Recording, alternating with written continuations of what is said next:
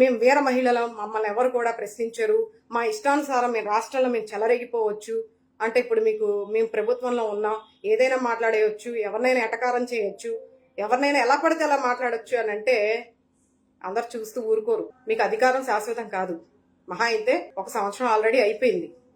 మీ పిచ్చి హామీలు ఇచ్చేసి, పిచ్చి మాటలు చెప్పి, ప్రజల్ని నమ్మించి, అబద్ధాలు చెప్పి, పచ్చి అబద్ధాలు చెప్పి, రోజుకో వేషం వేస్తూ, పూటకొక మాట రోజుకొక వేషం వేసుకుంటూ, అంతా సనాతన ధర్మం అని చెప్పేసి స్వామీజీలాగా అవతారం ఎత్తుతూ, ఇలా ప్రజల్ని ఇప్పటిదాకా మోసం చేసి దాదాపు సంవత్సరం పూర్తిగా వస్తుంది. ఇంకో 2 నెలలు అయితే మహా అయితే ఇంకా 4 మీరు పదవిలో ఉండేది తర్వాత.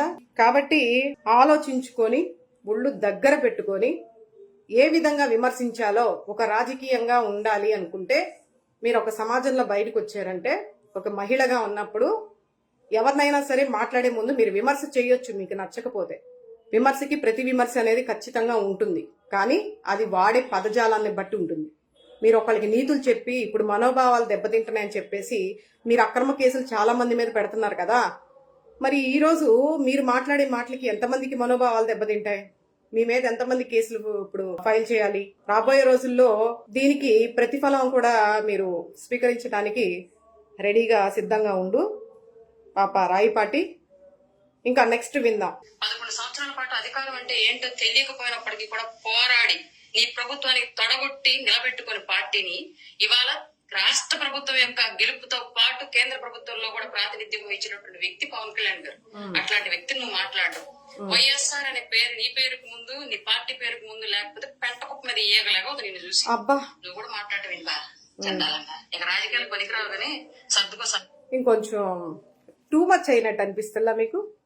టూ మచ్ గా చాలా మరీ ఓవర్ యాక్షన్ గా అనిపిస్తుందా? ఈ మాట్లాడే మాటలు చాలా టూ మచ్ గా ఉంది కదా. నాకైతే టూ మచ్ గానే ఉంది ఆ మాట్లాడే పద్ధతి. ఆవిడ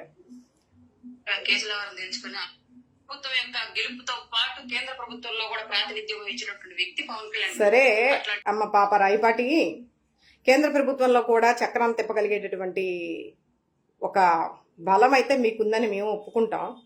ఎందుకంటే మధ్యవర్తిత్వం చేయడం మీ నాయకుడికి బాగా అలవాటే కదా.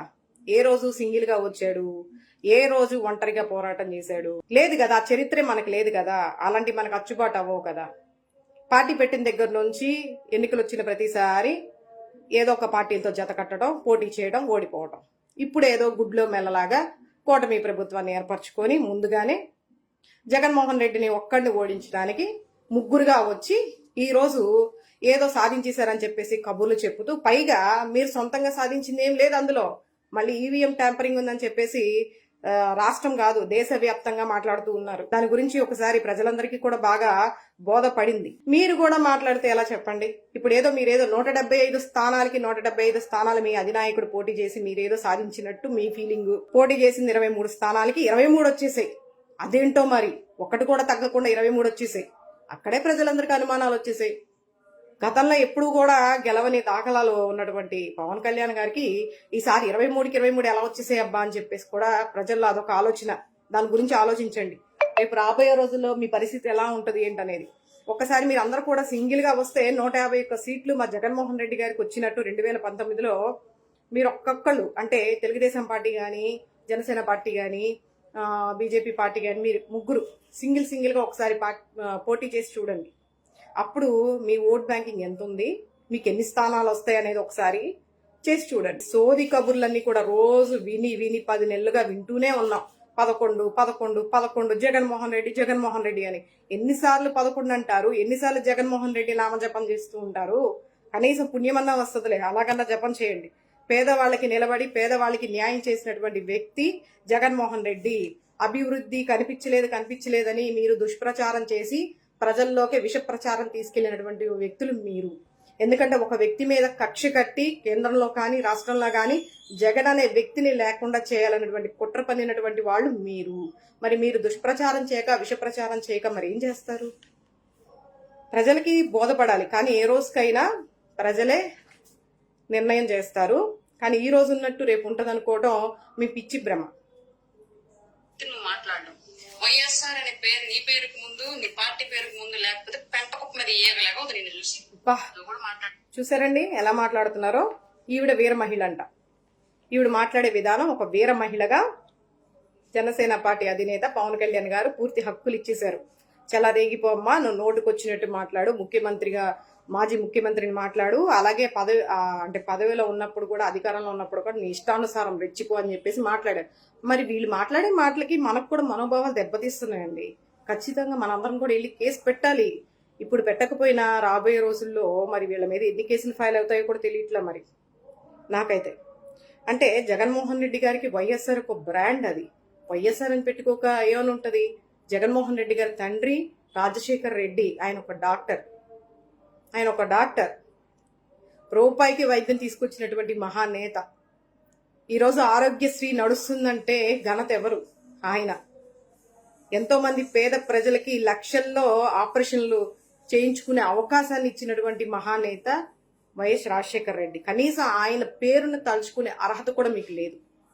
మీలాంటి కుట్రపూరితమైనటువంటి రాజకీయాలు చేసే వాళ్ళకి, తప్పుని ఒక దుష్ప్రచారాన్ని ప్రజల్లోకి తీసుకెళ్లే మీలాంటి వాళ్ళకి రాజశేఖర్ రెడ్డి వైఎస్ఆర్ అని పలికే అర్హత కూడా మీకు లేదు. జగన్మోహన్ రెడ్డి గారికి వైఎస్ఆర్ అంటే తండ్రి పేరు కొడుకు వస్తుంది. దాంట్లో నువ్వు వేలెత్తి చూపించేది ఏముంటుంది? అది ఒక బ్రాండ్ అమ్మా. పుష్ప 2 సినిమా చూసావా? బ్రాండ్ అది.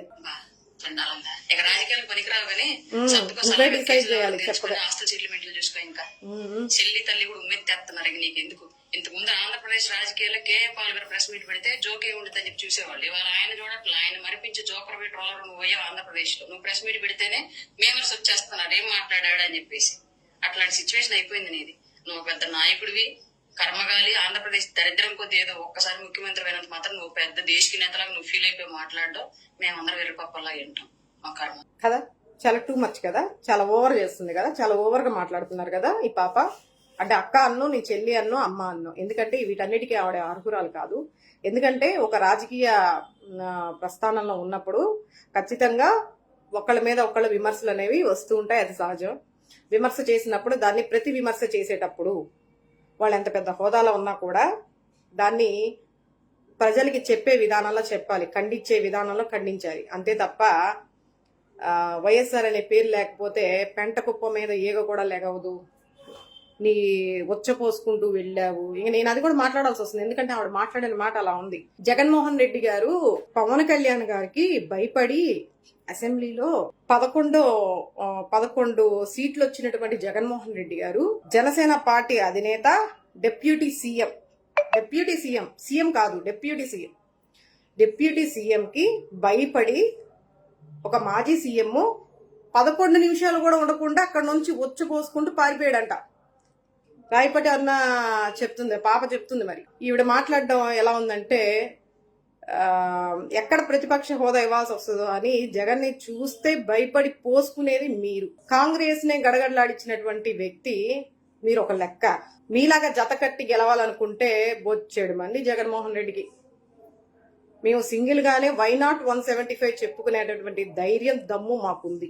మీకుందా? సింగిల్ గా మీరు ఆ మాట చెప్పగలరా?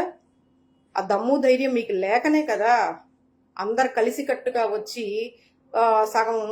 సగమేమో ఈవీఎం ట్యాంపరింగ్లు చేసి మిగతా సగం పూర్తి చేసుకొని ఈ రోజు ఏదో పదవుల్లో కూర్చొని మీరు కక్షపూరిత రాజకీయాలు చేస్తూ ప్రజాస్వామ్యబద్ధంగా పాలన చేయకుండా అప్రజాస్వామ్యంగా ఎవరు నోటికి వచ్చినట్టు వాళ్ళు మాట్లాడుతూ దొరికిన వాళ్ళ మీద కక్ష సాధింపు చర్యలు తీసుకుంటూ వాళ్ళ మీద అక్రమ కేసులు బనాయించి ఇబ్బందులు పెడుతూ పైశాచిక ఆనందాన్ని పొందుతున్నారు ఈరోజు.